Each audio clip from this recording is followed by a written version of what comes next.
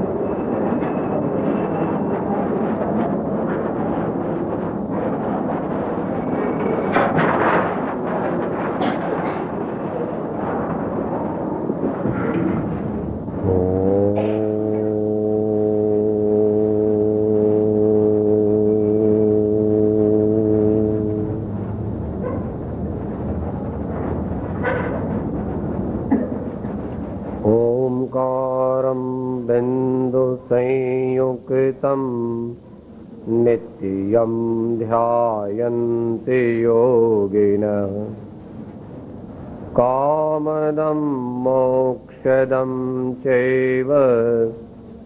ओंकाराय नमो नमः। मोक्षमार्गस्य नेतारं भेत्तारं कर्ममोऽब्रुताम्। ज्ञातारं विश्वतत्त्वानां वन्दे तद्गुणलब्धये। अज्ञानतिमिरान्धानां ज्ञानाञ्जनशलाकया चक्षुरुन्मीलितं येन तस्मै श्रीगुरवे नमः। मंगलमय मंगलकरं वीतराग विगण्यान नमो हे जाते भये हरिहं पादेम।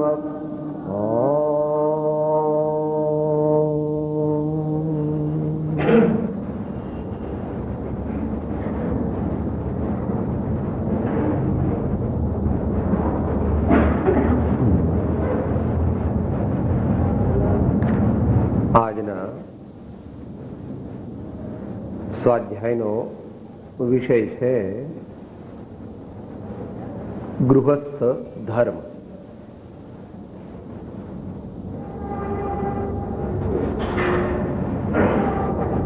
મહાપુરુષોએ ભગવાને દરેક જીવોનું કલ્યાણ થાય એવો જે માર્ગ બતાવ્યો છે, દરેક જીવોને સુખની પ્રાપ્તિ થાય એવો જે માર્ગ બતાવ્યો છે તેને આપણે ધર્મ કહીએ છીએ. એ ધર્મના મુખ્ય કેટેગરી વાઇઝ એટલે શ્રેણી પ્રમાણે બે ભાગ પાડ્યા છે.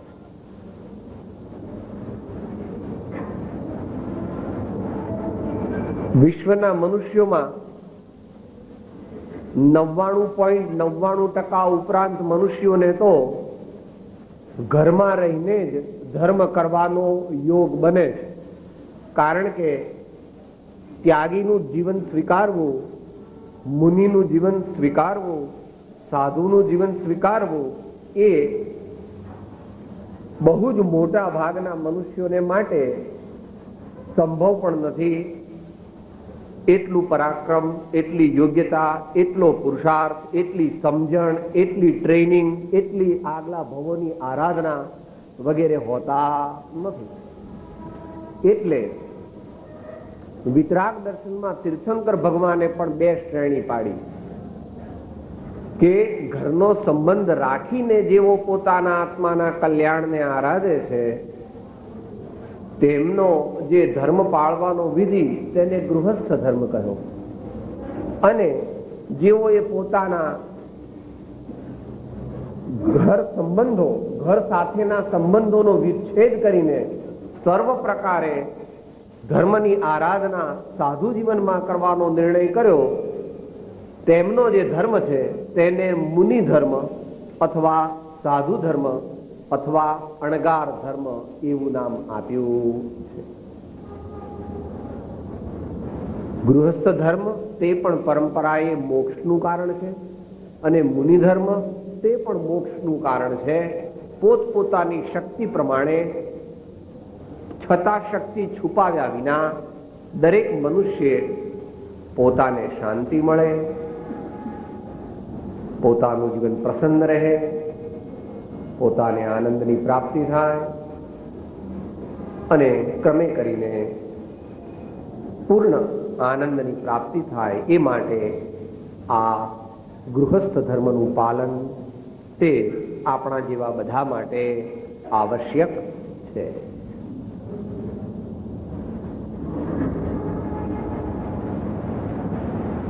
અનેક પ્રકારના પ્રવચનોની શ્રેણીમાં આપણે ઘણીવાર શાસ્ત્રીય પદ્ધતિથી તો ગૃહસ્થ ધર્મનું વિવરણ કરેલું છે.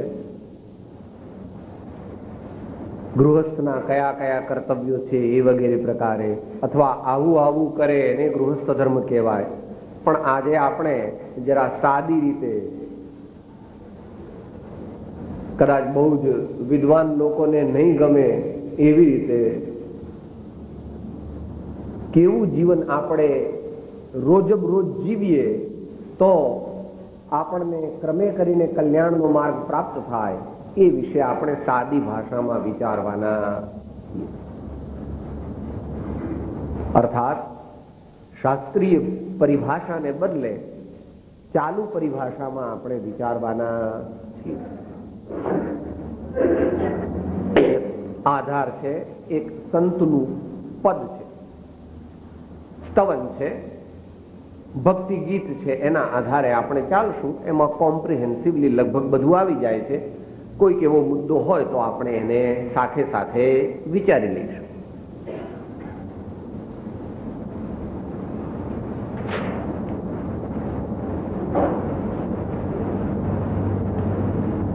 જેવા પ્રકારનું વાતાવરણ હોય તેવા પ્રકારના વાતાવરણની આપણા ઉપર અસર થાય છે. તો જેને પોતાના હૃદયની અંદર ધર્મ પ્રગટાવવાનો છે તો આપણી આજુબાજુ પણ એવું વાતાવરણ હોવું જોઈએ, અથવા આપણે એનો યોગ્ય વિકાસ કરવો જોઈએ કે જેથી આપણા હૃદયની અંદર પણ ધર્મની ભાવના પ્રગટે. એને માટે સંતોએ બનાવેલું પદ છે. આ પ્રમાણે એક એક કડી આપણે બોલીશું અને પછી એનો અર્થ વિચારી અને એ પ્રમાણે પછી આપણી આગળના જીવનની અંદર, જિંદગીની અંદર આપણે એ પ્રમાણે જીવવાનો પણ પ્રયત્ન કરવાનો છે. જેના ઘરમાં ભક્તિ ગાન તે ઘર આવે છે ભગવાન.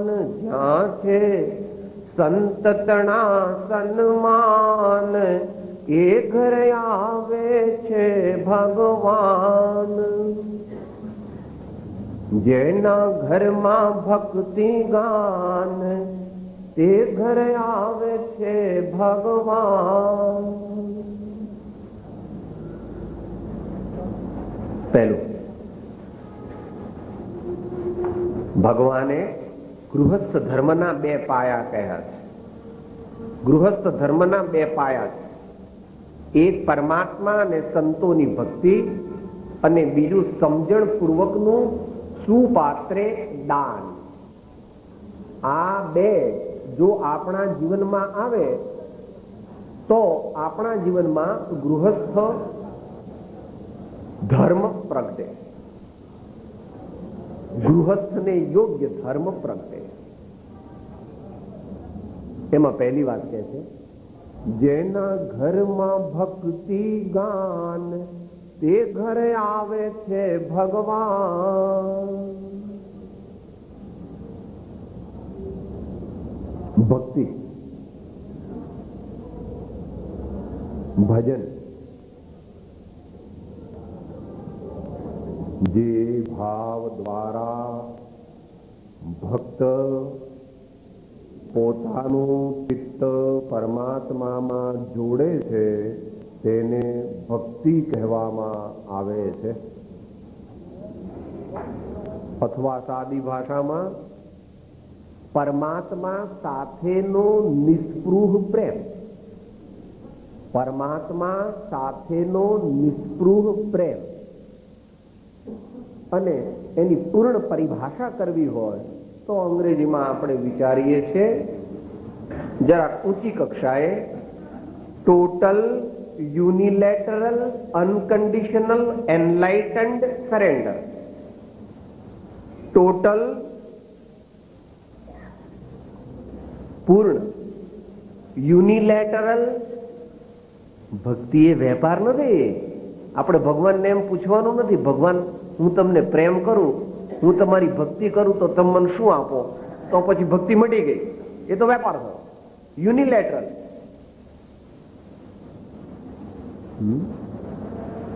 મીરાબાઈએ યુનિલેટરલની ખાસ વ્યક્તિ કરી. જો તુમ તોડો પિયા મેં ન તોડું, જો તુમ તોડો પિયા મેં ન તોડું, તોરી પ્રીત તોડી કૃષ્ણ કોની સંગ જોડું, તોરી પ્રીત તોડી કૃષ્ણ કોની સંગ જોડું. યુનિલેટરલ.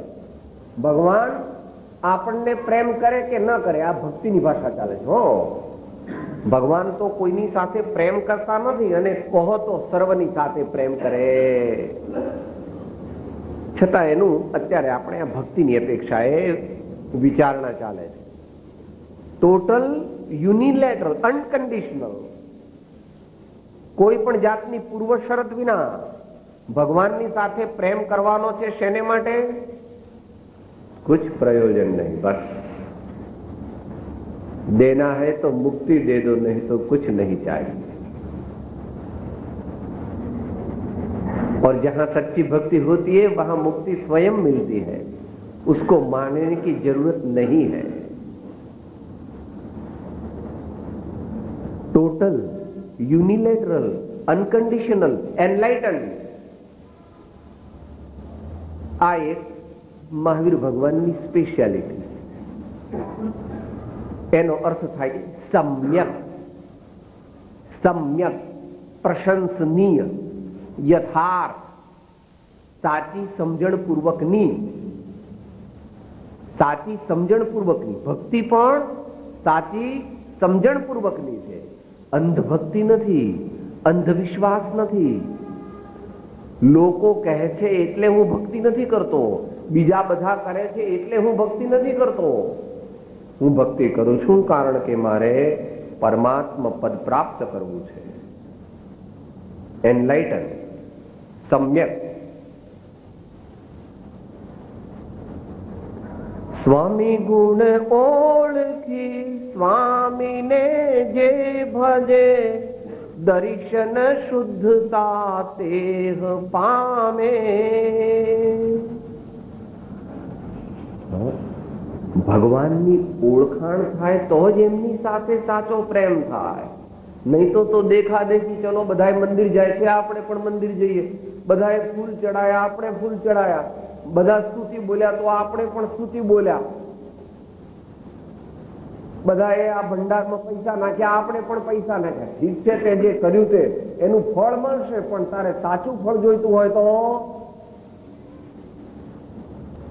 मैं कौन हूं, भगवान कौन है, भक्ति का भाव क्या है, मुझे कैसे भक्ति करना चाहिए, उसका क्या फल मिलेगा वर्तमान में, आगामी उसका क्या फल मिलेगा, એ પ્રકારે સર્વ પ્રકારે સમજીને જાણીને પ્રભુને ઓળખીને જ્યારે પ્રેમ કરવામાં આવે છે, એટલે ભક્તિ કરવામાં આવે છે, ત્યારે તેનું ફળ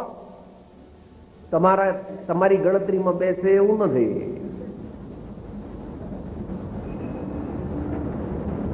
લાખો ગણું, કરોડો ગણું, અબજ ગણું તમારી પાસે તો બીજી ગણતરી નથી, પણ ભગવાન પાસે છે. અસંખ્યાત ગણું અને અનંતું ફળ પ્રાપ્ત થાય છે. એકદમ બેસે એવું નથી, પણ છતાં અનુભવથી જ્ઞાનીઓએ અનુભવ્યું છે. અને સરેન્ડર,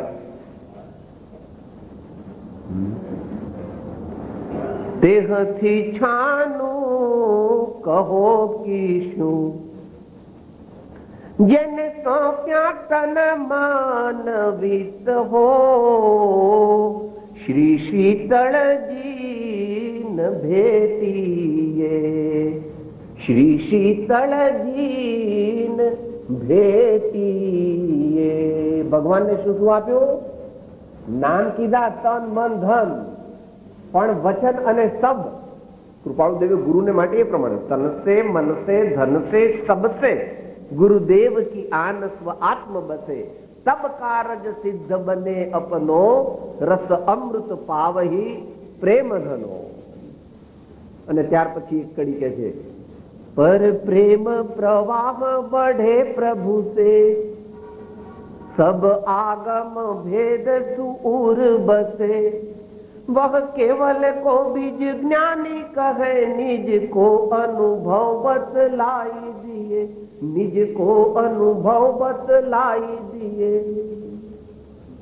આપણે ભક્તિ વિશે વિચારીએ છીએ, જેના ઘરમાં ભક્તિ ગાન, ગાન એટલે કે ભગવાન આપણા અવાજ સામું નથી જોતા. सबसे ऊंची प्रेम सगाई, ભાવપૂર્વક ભક્તિ કરે એનું ફળ કે સાહેબ કહી દો ને, કેમ અટકી ગયા? વિશેષ ભાવપૂર્વક ભક્તિ કરવાની હજુ તારી યોગ્યતા નથી, પણ જેની છે એને માટે સંતોએ જે કહ્યું કે સાચા ભાવથી ભક્તિ કરે તો શું થાય?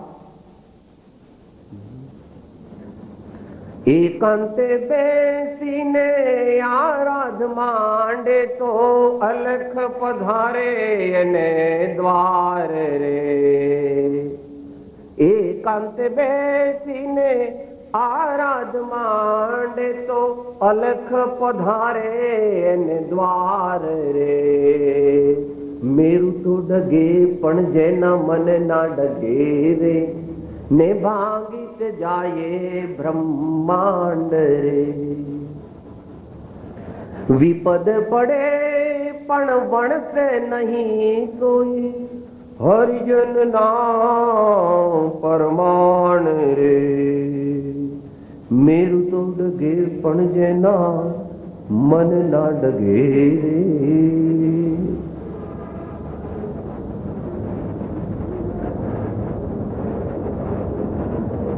વ્યાખ્યા પૂરી થઈ. Total, unilateral, unconditional, enlighten, surrender. Surrender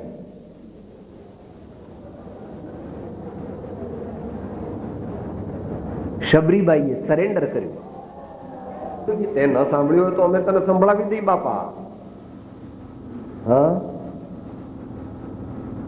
आत्मा और परमात्मा अलग रहे बहुकाल, आत्मा और परमात्मा अलग रहे बहुकाल, सुंदर मेला कर दिया सदगुरु मिला दलाल, सुंदर मेला कर दिया સદગુરુ મિલા દલાલ. અને એ રીતે જ આત્મસિદ્ધિમાં જીવને આત્મસિદ્ધિ થાય છે. આત્મસિદ્ધિ શાસ્ત્રમાં આત્મસિદ્ધિ થઈ ત્યારે શું કીધું? સદગુરુના ઉપદેશથી આવ્યું અપૂર્વ ભાન, નિજ પદ નિજ માહી લયું ને દૂર થયું અજ્ઞાન, દૂર થયું અજ્ઞાન. તો સદગુરુ છે, સંત છે, સત્પુરુષ છે, પ્રત્યક્ષ જ્ઞાની પુરુષ છે, તે સાધક જીવ અને પરમાત્મા પદ એ બે વચ્ચે બ્રિજનું કામ કરે છે. BRIDGE સેતુનું કામ કરે છે, પુલનું કામ કરે છે. અમદાવાદમાં એક બાજુ આશ્રમ રોડ છે નોબલ, અને સામી બાજુ લાલ દરવાજા, અપના બજાર, સ્ટેટ બેંક છે. એ બેને નહેરુ બ્રિજ જોડે છે. બે કાંઠા, એક બાજુ છે પરમાત્મા પદ, બીજી બાજુ છે સાધકજી ભક્ત. એને જવું છે સામે, પરમાત્મા પદ એને જોઈએ છે, પરમાત્મા પદને પ્રાપ્ત કરવું છે, પરમાત્માના દર્શન કરવા છે. આજે બપોરે મીરાબાઈએ પોતાનો અનુભવ કીધો તો આપણને, કીધો તો ને, સત કી નાવ ખેવટિયા સતગુરુ, સત કી નાવ ખેવટિયા સતગુરુ, ભવ સાગર તરી આયો પાયો જી मैंने, भव सागर तरी आयो पायो जी मैंने, राम रतन धन पायो पायो जी मैंने, राम रतन धन पायो. એટલે ભગવાનને પહેલી લીટીમાં મૂકીને બીજી લીટીમાં મૂકે છે, જ્યાં છે સંત તણા સન્માન, એ ઘરે આવે છે ભગવાન. જેને સન્માન જોઈએ છે તે સંત નથી. સંત કહે છે અમારે સન્માન જોઈતું નથી. જે સન્માનની ઈચ્છા કરે તેનામાં સંતપણું સાચું છે નહીં. પણ જે મુમુક્ષુ સંતનું સન્માન ન કરે એનામાં પાત્રતા આવતી નથી, અને પાત્રતા વિના બોધ પરિણામ પામતો નથી. માટે અનંતકાળથી જેટલા જ્ઞાની થયા તે સર્વજ્ઞાની પુરુષો તેમણે સત્પુરુષના ચરણકમળની સેવા કરી જ છે. પછી રામ હોય તો તેમણે વશિષ્ઠની કરી છે.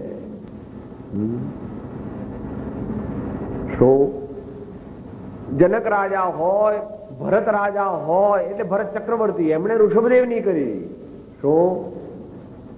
અને ગુરુ શિષ્યની પરંપરા વિશે ભારતીય સંસ્કૃતિમાં કંઈ કહેવાની જરૂર નથી.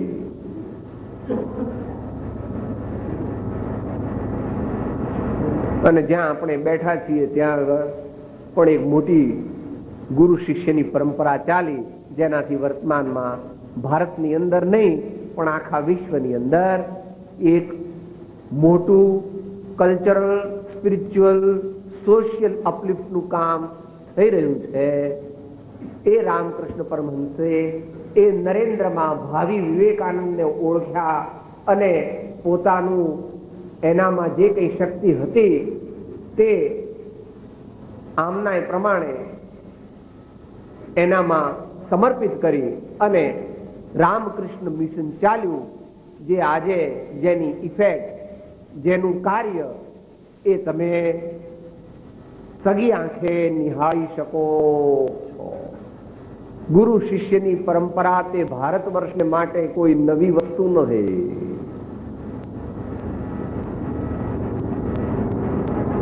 આજે આપણને શ્રીમદ રાજચંદ્રજીનો સંદેશો સહેલાઈથી પહોંચ્યો છે, કારણ કે આવા બધા શાસ્ત્રો અને એમનો બોધ તે તેમના મુખ્ય 4 શિષ્યો શ્રી લઘુરાજ સ્વામી, શ્રી સૌભાગ્યભાઈ, શ્રી અંબાલાલભાઈ અને શ્રી જુઠાભાઈ, જો કે 2 તો પહેલા ગુજરી ગયા, ત્યાર પછી મનસુખભાઈ વગેરે ઘણી મહેનત કરી અને એમાં લઘુરાજ સ્વામીનું ત્યાગી જીવન હતું અને લાંબો સમય ચાલ્યો. તેથી એમના લીધે ઘણા મનુષ્યોને શ્રીમદ રાજચંદ્રજીના એટલે પરમ કૃપાળુ દેવના બોધનો લાભ મળ્યો. એ પણ ગુરુ શિષ્યની પરંપરાનું ફળ છે. તો જેણે આત્મકલ્યાણ કરવું છે તેણે પોતાના આત્માની પાત્રતા વધારવા માટે વિનય, સરળતા આદિ ગુણોને પ્રાપ્ત કરવા માટે સંત પુરુષની, જ્ઞાની પુરુષની, સદગુરુદેવની ભક્તિ, પરિચય, સેવા, સત્કાર, આદર આદિ કરવા યોગ્ય છે. એ જ એક મનુષ્ય ભવમાં મુખ્ય એવા માનને ગાળવાનો ઉપાય પરમ કૃપાળુ શ્રીમદ રાજચંદ્રજી આત્મસિદ્ધિમાં આ પ્રમાણે આપણને ગૃહસ્થ ધર્મમાં પહેલી 2 વાત કહી કે હે ભવ્ય, તારે પરમાત્માની ભક્તિ સાચી ઓળખાણ પૂર્વક કરવી ને સાચા ભાવથી કરવી અને બીજું કંઈ ભગવાન પાસે માગવું નહીં. બીજી વાત કરી કે ભાઈ તારે સંતોનો, સદગુરુનો, સત્પુરુષોનો, જ્ઞાનીજનોનો, ગુણિયલજનોનો આદર કરવો, સત્કાર કરવો અને તેમનો સમાગમ કરવાનો લાભ ચૂકવો નહીં. હવે આગળ ત્રીજી વાત કે છે. શું કે? ઘરના સૌએ સંપી રહેતા, એકબીજાને દોષ ન દેતા, નાના મોટા સૌએ સમાન, એ ઘર આવે છે ભગવાન. સંપ શબ્દ સામાજિક છે, પણ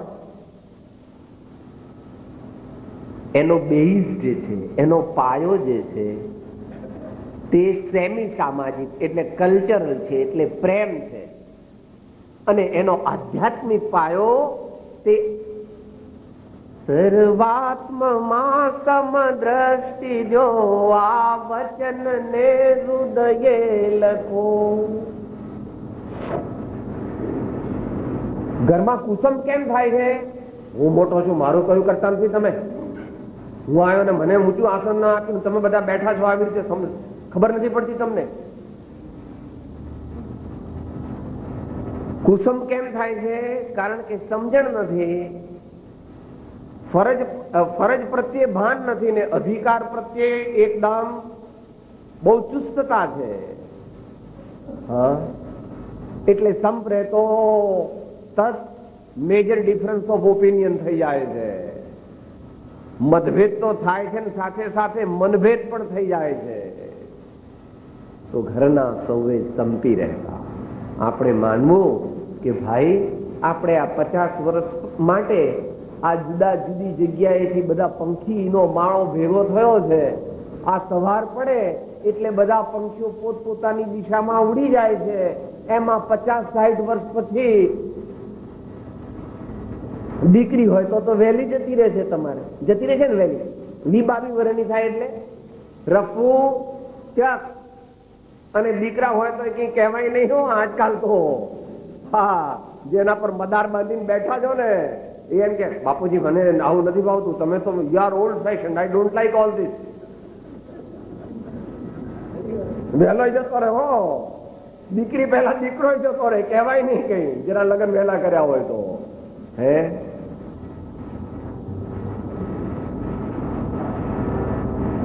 પુનિત મહારાજે એના માટે આમ તો મહાવીર પ્રભુએ કહેલી અન્યત્વની અને એકત્વની ભાવના કહી છે, પણ એમનામાં એક ખાસ એવી લોકોને અપીલ કરે એવી ભાષામાં કવિ રૂપે એમણે મૂક્યું છે.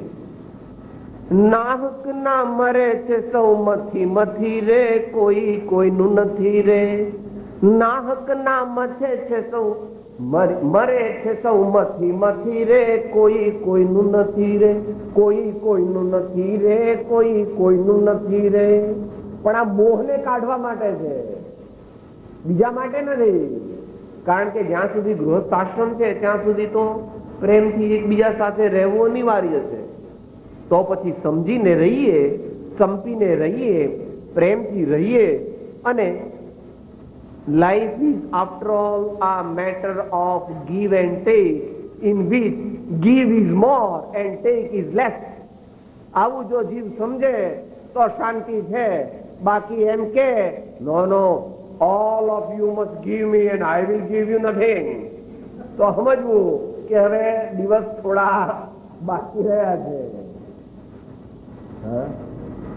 આ નાના બહેનો ભાઈઓને લાગતું છે હું આ ડોહો બોલે છે. હે જરા 10-20 વર્ષ જવા દો બા, એટલે બધું અનુભવમાં આવી જશે. આવું હું નથી કહેતો ભાઈ, તમારા મોટા કે છે કહું તો કહી દઉં, એમાં વાંધો નહીં. હે કોઈ ના કરે યહાં પ્યાર, इनमें खुशियां है कौन बेसुमार है दम, एक खुशी और आंसू हजार. એમ કે છે ભાઈ. તમે ડાયરેક્ટર કહેતો માનો કે નહીં? હા સાહેબ. રાજ કપૂર કહેતો તો સાહેબ એ તો બ્રહ્મ વચન કહેવાય, અથવા અમારા પેલા ઊંચા ભાઈ છે એ સાહેબ એ તો બ્રહ્મ વચન કહેવાય. આવું મહાવીર, રામ, કૃષ્ણ, શંકરાચાર્ય, બુદ્ધ ભગવાન, રાજચંદ્રજી, રામકૃષ્ણ એ લોકો તો હું એ લોકોને કઈ ખબર ન પડે, પણ આ કેતો તો સાહેબ અમે માનીએ. પણ એ એમ કે છે કે ખુશી એક છે ને આંસુ માટે બહુ દીકરો દીકરો દીકરો. હા છે, દીકરો છે, સારો છે, કામ કરે, ચાલે છે ભાઈ. આપણું બધું ભગવાનની મહેરબાની છે, ચાલે છે. ઘરના સૌએ સંપી રહેતા, એકબીજાને દોષ ન દેતા. ભૂલ તો થાય, કોઈક વાર ભૂલ તો થાય, તો 5, 10, 15 મનુષ્યોની વચ્ચે આપણા દીકરાની વહુનું અપમાન ન કરવું, અથવા આપણા દીકરાનું પણ અપમાન ન કરવું. આજકાલ દીકરાની વાત શું મુનિમજીને પણ ન કહેવાય. અરે મુનિમજી શું રામા કે પટાવાળાને પણ ન કહેવાય. પૂછો બેંકના ઓફિસર કોઈ બેઠા હોય તો. કેવો જમાનો આવ્યો છે. Can I have a glass of water please, એમ કેવું પડે છે. પટાવાળાને શું કેવું પડે છે? કે નહીં હેવા ગ્લાસ ઓફ વોટર પ્લીઝ, એમ કેવું પડે છે. આ જમાનો બદલાઈ ગયો. હા સાહેબ, પટાવાળાને ભાઈ તું અનુભવ કરને એટલે ખબર પડશે, નહીં તો શું કે છે? It is not my duty, I will bring the file. શું કે છે? It is not my duty. હે તમે કહો તો ફાઇલ લાવી આપું, પણ પાણીનો ગ્લાસ આપવાની મારી ડ્યુટી, એ તો પેલી પાણી વાળી બાઈની ડ્યુટી. માટે એવું ન સાંભળવું હોય તો ધીમે રહીને કહેવા જેવું. એટલે એ પ્રમાણે સાસુએ વહુને કહેવું હો, નહીં તો કઈક બીજું પાછું.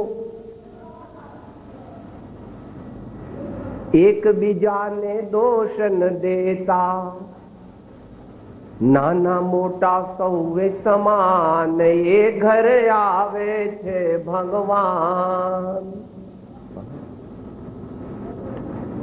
નાના મોટા એ તો એક સમયનો ક્રમ છે, કાળનો ક્રમ છે. નાનાઓએ મોટાઓ પ્રત્યે વિનયવાન થવું, અને મોટાઓએ મોટું દિલ રાખી, ઠીક ભાઈ હવે નાના છે એ લોકો, હજુ અણસમજુ છે, બાળપણ છે, એટલે એ લોકો કંઈક ને કંઈક આવી ભૂલ કરી બેસે. આપણે તો મોટું દિલ રાખીને એને જતું એમ જો રાખીએ તો ઘર બરાબર ચાલે. મુનિ મહારાજ શું થાય ને ભાષા સમિતિ તને પ્રગટે એ વાત તો આગલા ભવની છે, કદાચ આ ભવમાં પ્રગટ થાય તો ધન્ય. પણ અત્યારે શું ધીરે સે બોલો. આ વાત આપણે વિદેશમાંથી શીખવા જેવી છે, ખાસ કરીને ઇંગ્લેન્ડમાંથી. આપણે ત્યાં જઈએ ને આપણે સામાન્ય રીતે જે રીતે વાત કરીએ છીએ એવી રીતે વાત કરીએ તો એ લોકોને એમ લાગે કે આ બરાડા પાડે છે. એકદમ ધીમેથી જ બોલવાની ટેવ, કે છે ધીરે સે બોલો, પ્રેમ છે. પેલો તમારે ટ્રક વાળો પાછળ લખે છે ને, શું લખે છે? દેખો મગર પ્રેમ સે. પેલી ટ્રકની પાછળ લખે છે ને, રિક્ષાની પાછળ લખે છે देखो मगर प्यार से. तो बोलो मगर प्यार से, धीरे से बोलो, प्रेम से बोलो, आदर देकर बोलो. Speech is the reflection of one's internal personality. Speech is the reflection of once internal personality. વાર્તા તો આપણે ઘણી વાર કહીએ છીએ, 1 મિનિટમાં ફરીથી કહી દઈએ.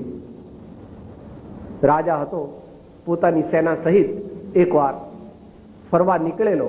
એમાં પોતાની સેનાથી છૂટો પડી ગયો અને આ બાજુ રાજા અને આ બાજુ એની સેના, એટલે કે એનો જે સેનાપતિ ને સિપાહીઓ ને બધા છૂટા પડી ગયા.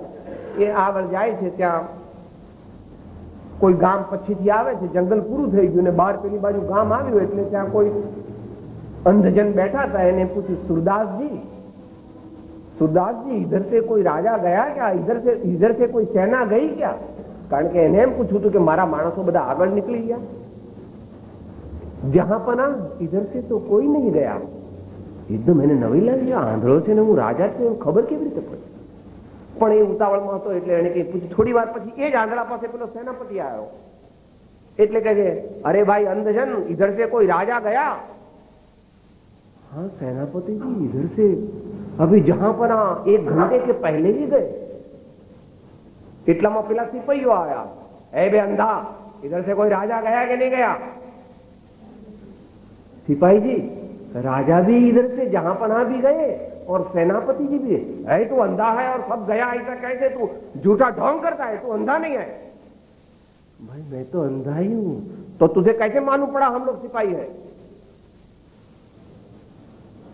राजा ने कहा सूरदास जी, और सेनापति ने कहा अरे भाई अंधजन, और तुम कहता है बे अंधा. इसलिए आपकी वाणी से मालूम हो जाता है कि आप कौन है.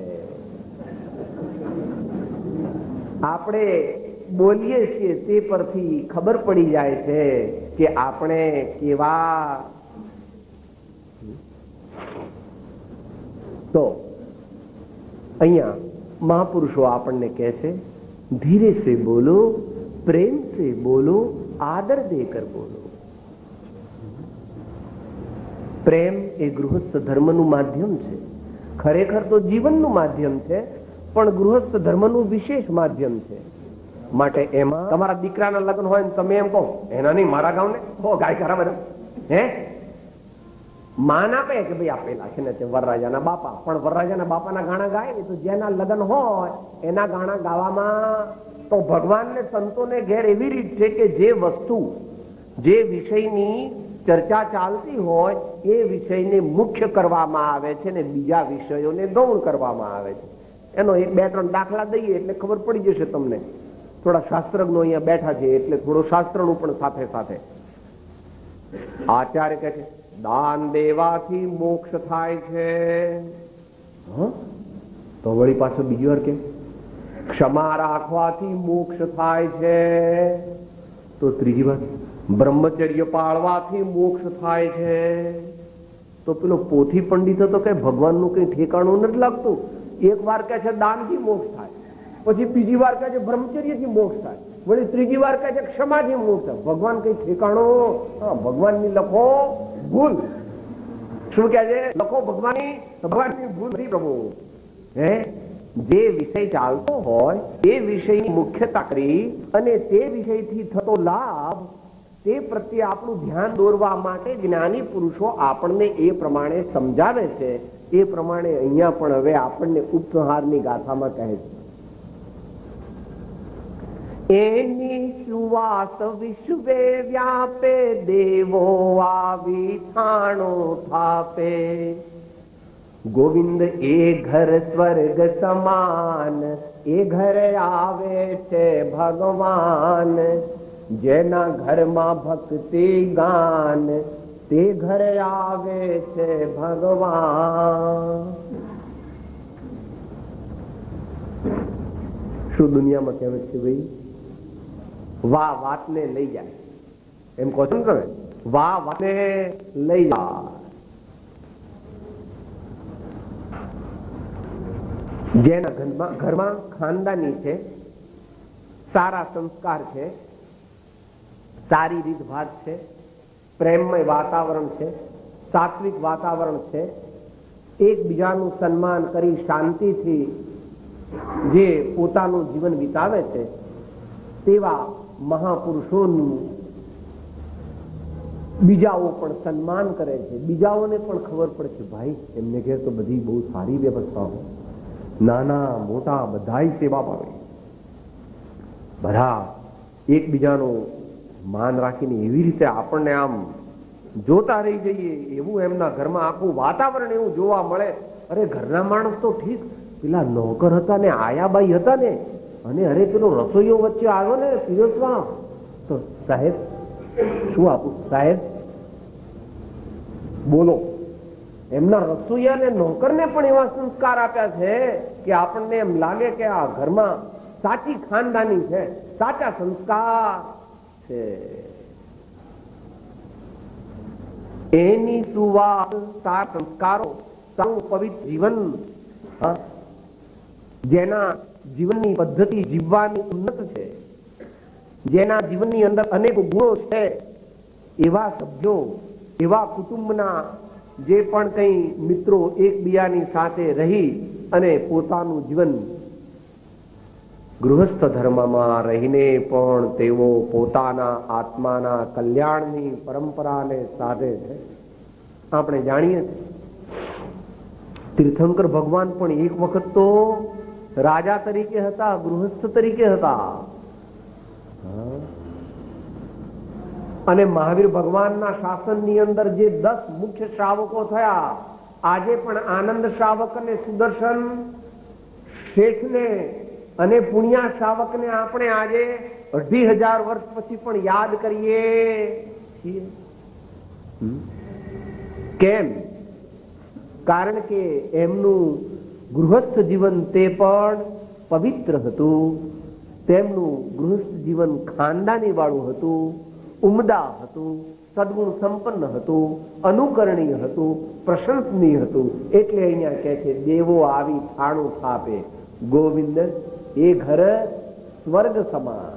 એટલે અહીંયા તો સ્વર્ગ સમાન એટલે કહેવાનો અર્થ એમ છે કે એવો ગૃહસ્થ આશ્રમ કૃપાળુ દેવે જે ભાઈઓને વાંચવું હોય શાસ્ત્રીય રીતે તેઓએ કેટલામો પાઠ વાંચવાનો મોક્ષ માળાનો? 12મો. વાણિયાને તો ફિગર્સ બહુ યાદ રહે, એકદમ અવાજ ભણતો કે મનમાં રાખ્યું છે કે પછી એકલી પેલી આઈટેમ્સની બધી વસ્તુઓ યાદ રહે, પણ ભગવાનની શાસ્ત્રોની ગાથાનો અથવા વચનામૃતના પત્રાંકની અથવા મુનિના ગુણ મૂળ ગુણ કયા હોય અથવા શ્રાવકના વ્રત કેટલા હોય એ યાદ રહેવું ભારે. તો રુચિ કેળવવાની છે.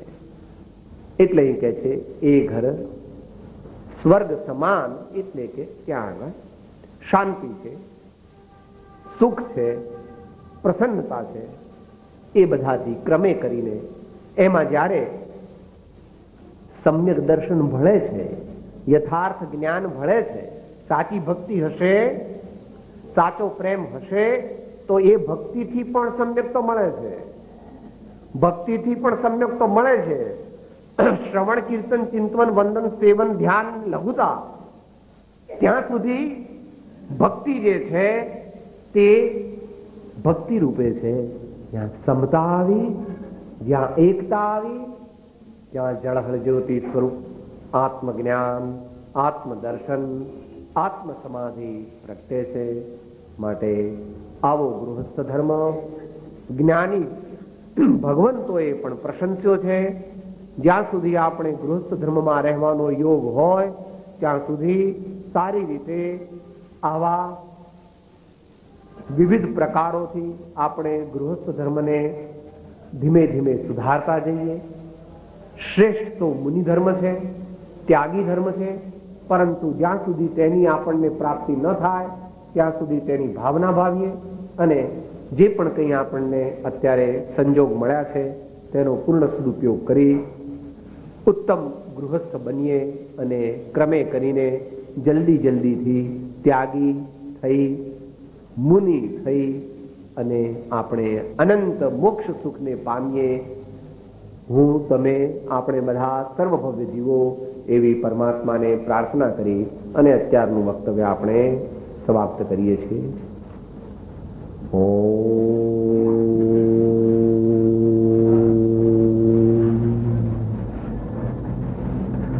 સર્વથા સહુ સુખી થાઓ, સમતા સૌ સમાચરો, સર્વત્ર દિવ્યતા વ્યાપો, સર્વત્ર શાંતિ વિસ્તરો. ઓમ શાંતિ શાંતિ શાંતિ.